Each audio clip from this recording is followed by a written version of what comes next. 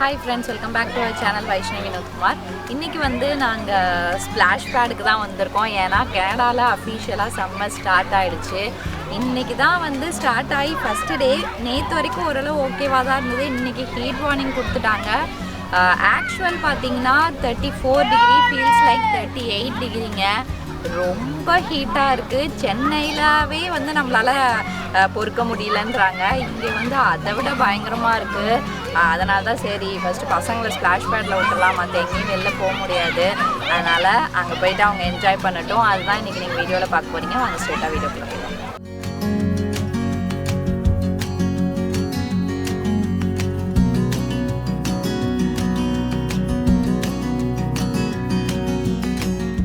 நாங்கள் ஈவினிங் ஒரு 5 o'clock கிட்ட தான் கிளம்புனோங்க. ஏன்னா அதுக்கு முன்னாடி இன்னுமே வந்து ரொம்ப உக்கிரமாக இருக்கும் அப்படின்னு நினச்சோம். பட் 5 மணிக்கே வந்து ஜாஸ்தியாக தான் இருந்தது.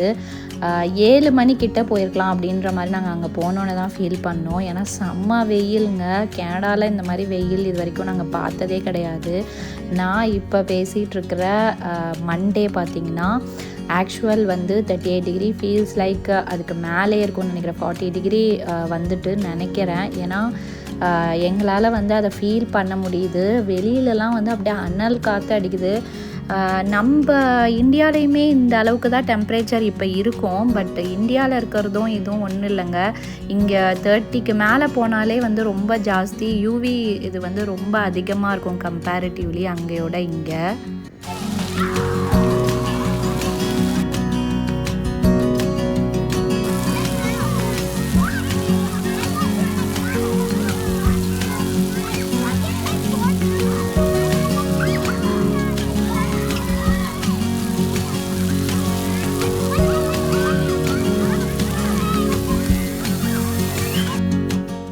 நாங்கள் அதனால தான் வந்து பசங்களை உள்ளே வந்தோடனே அந்த வாட்டருக்கு போயிடுங்க அப்படின்னு சொல்கிறோம். ஏன்னா வாட்டரில் இல்லாமல் நம்ம நார்மலாக அந்த வெயிலில் நின்னோன்னா உடம்பு அப்படியே சுடுதுங்க.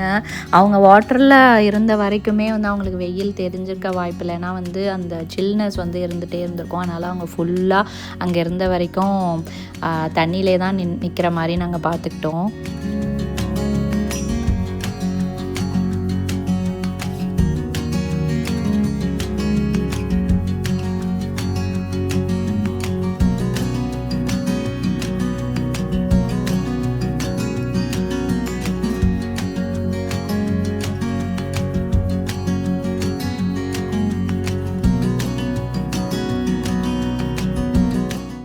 சரி சும்மா போய் அவங்க தண்ணியில் நின்னா அவங்களுக்கு போரிங்காக இருக்குமே அப்படின்னு சொல்லிட்டு அந்த வாட்டர் கன் மாதிரி வாங்கி கொடுத்துட்டோம். அதில் தண்ணி பிடிச்சி எல்லார் மேலேயும் பசங்க அடிச்சிட்டு இருந்தாங்க. அது அவங்களுக்கு ஒரு குட்டி ஃபன்னாக இருக்கும்.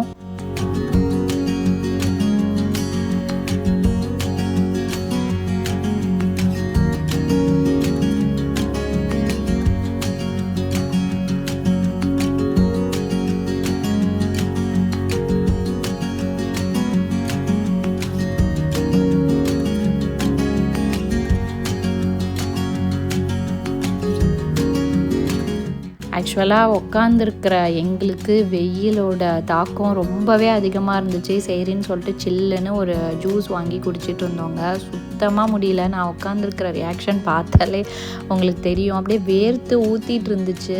யாராலையுமே அங்கே உட்கார முடியல லிட்ரலாக.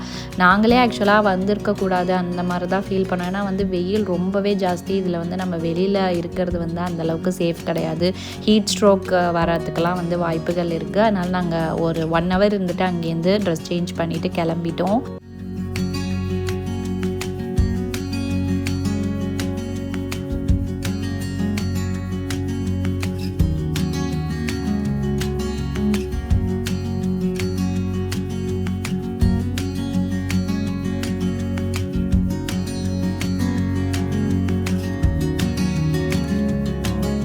அவ்வளோதாங்க. நாங்கள் ஸ்ப்ளாஷ் பேட்லேருந்து வெளியில் வந்துட்டோம். வெயில் பட்டையை கிளப்பிட்டு முடியவே இல்லை. 1 hour தான் இருந்தோம்.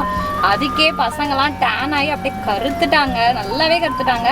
சரி வெளில வந்தோடனே ஐஸ்கிரீம் ட்ரக் இருந்ததா, சரி நான் அங்கே ஐஸ்கிரீம் வாங்கி கொடுத்துட்டு காரில் வந்து உட்காந்து க்ளோசிங் எடுத்துகிட்டு இருப்போம். ஆனால் வெளில நிற்கவே முடியல.